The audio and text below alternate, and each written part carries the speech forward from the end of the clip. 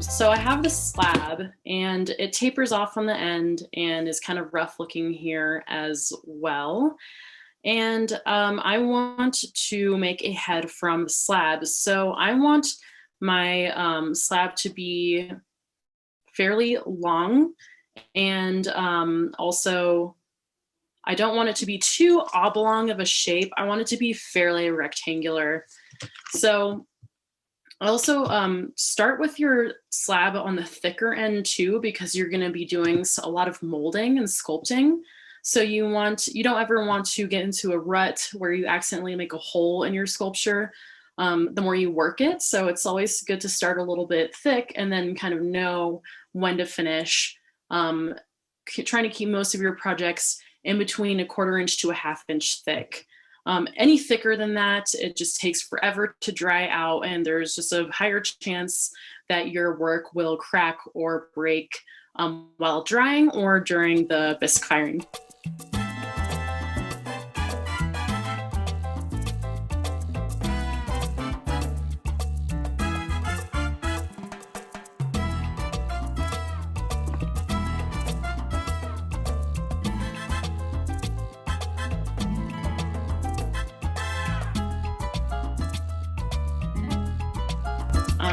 So this is going to be the front of my head that I'm creating from the slab. And I am going to create a cylinder. It's kind of messy in the back, but that's okay. I'm glad that where it is tapering and getting thinner, I'm glad that I can overlap it here. I think that's going to work out. So I'm not going to worry about slipping and scoring. I'm just going to hold and brace the inside of this cylinder to be, it's going to be a head, and press the clay into each other, the overlapping clay walls into each other. So take your time compressing those two pieces of clay together. If you don't do slipping and scoring, then you just want to really use the pads of your thumbs to compress the clay. The globe, we need a globe shape because we're making a head. So my thumb is on the inside and it's pushing the inside, and then my top fingers are pulling this in.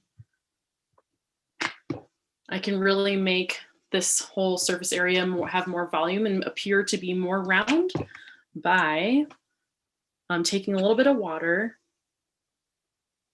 and putting it on my fingers and just rubbing like this. I'm rubbing in like clockwise, counterclockwise. The top, this hand is holding the top here. You can kind of see my fingers are like working to rub the top. So I'm just pinching the top, and I'm pinching it at a slight curve, trying to make it close in on itself. Okay. So now that there is this hole in there, is about the size, the hole's about the size of a golf ball. I'm going to use my wooden spoon to try and paddle this opening shut.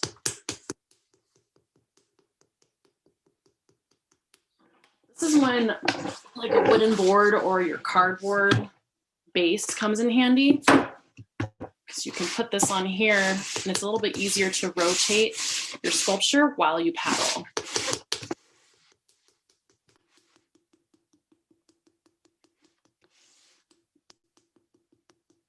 paddling is a great technique to just really quickly kind of transform and control the clay. Okay, so now the hole is about a little bit bigger than 1/4. Simply, the simplest way to just get this over with and close this up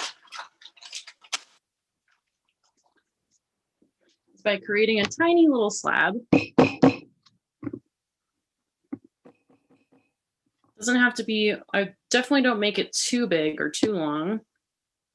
You just want to make a tiny little slab, something that is big enough to cover up this hole. So I can just simply place that on top. I'm going to use my thumb. Ooh, I'm going to put one hand in a fist in here, and I'm going to use my thumb. My hand in my fist inside of this is giving leverage. I'm like essentially just holding this up this way, so that when I add pressure from the outside, that I'm not going to lose the shape. So now I'll just take my thumb, press that little tiny slab into that.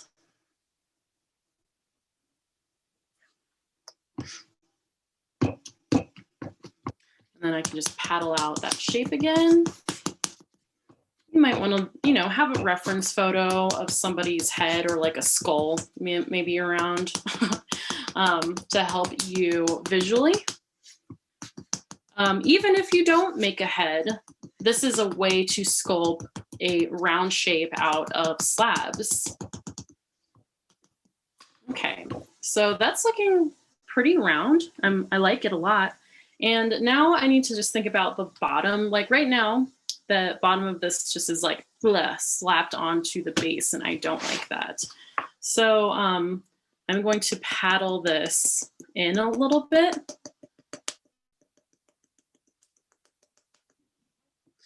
The inside is also kind of messy, and I think it's definitely worth, I can see that like the slab that I added on top just really isn't attached super well. So that is definitely worth closing up, in which case I'm going to use this tool, and I'm going to use the rounded edge of this tool to scrape the insides so that they are more closed and condensed to avoid the top of that skull from cracking during the bisque fire. So yeah, that's looking a little bit more enclosed. It's looking, the structure is just a little bit stronger. Right, so this is the front. I like this chin. I'm just kind of hammer out the back here, just give it more of a skull shape. Now that we have the rounded sort of head shape, I'm going to start making the face. So the best way to make a face is to always start with the eyes, and you're going to use two hands at once to do this. So find where the eyes would go, get your fingers wet, and then just start slowly creating the indents of where our eye sockets are. This demonstration would take a really long time if I showed you the whole thing, because it's really just a matter of pushing the clay from the outside in, maybe even pushing the skull shape even more into a realistic skull shape, like this bulbous part here. Probably needs to come in a little bit more. Well, there could be more volume in the back of the skull, so I'm just going to use my fingers and press from the inside, back and forth with some compression from the inside, compression from the outside, some paddling technique.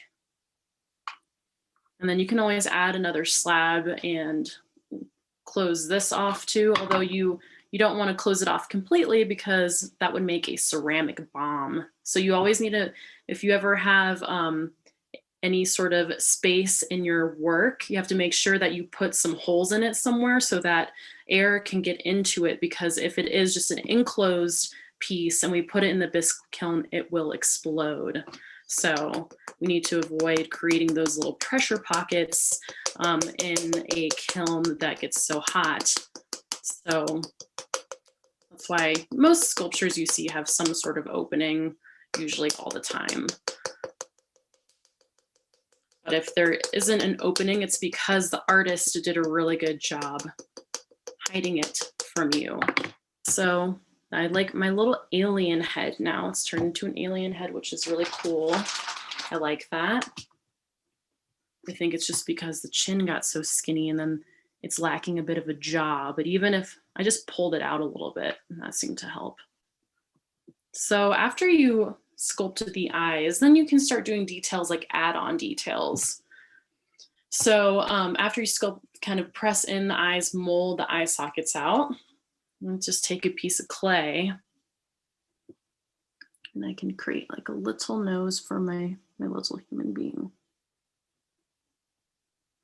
So I'm just gonna press it in there.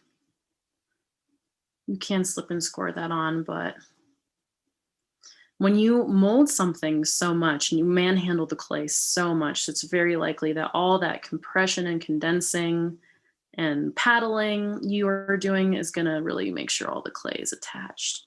Let's see, this, get a good pokey tool for that.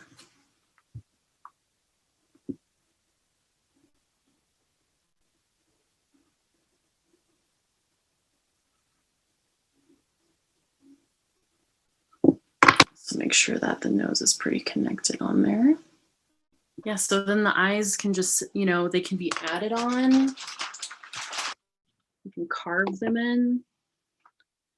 Whenever I want two pieces, whenever I'm doing something symmetrical, I want, you know, I want to make two eyeballs essentially that are the same size. So I like to grab two pieces of clay with both hands at the same time and then roll them into a nice ball.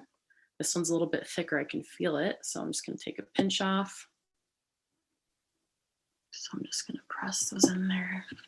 Make sure the clay remains wet throughout the entirety of working on this. This is when carving tools will come in handy. You know, want to create some sort of eyelid, probably.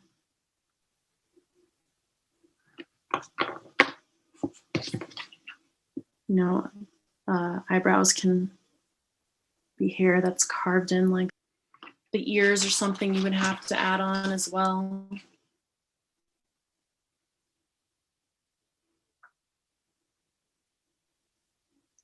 So yes, this is pretty much how you make a head with slabs. Also, you know, we have to consider a mouth. So you can always, you know, sculpt a mouth from clay. You could also draw one in, just kind of depending on how big you want the lips to be.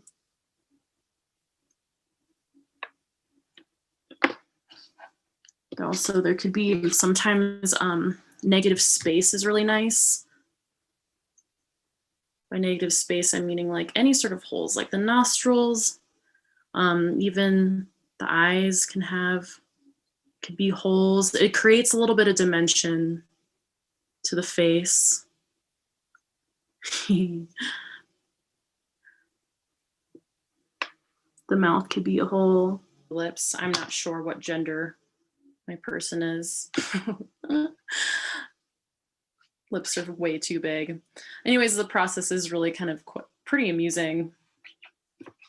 But yeah, always start with the general shape, and then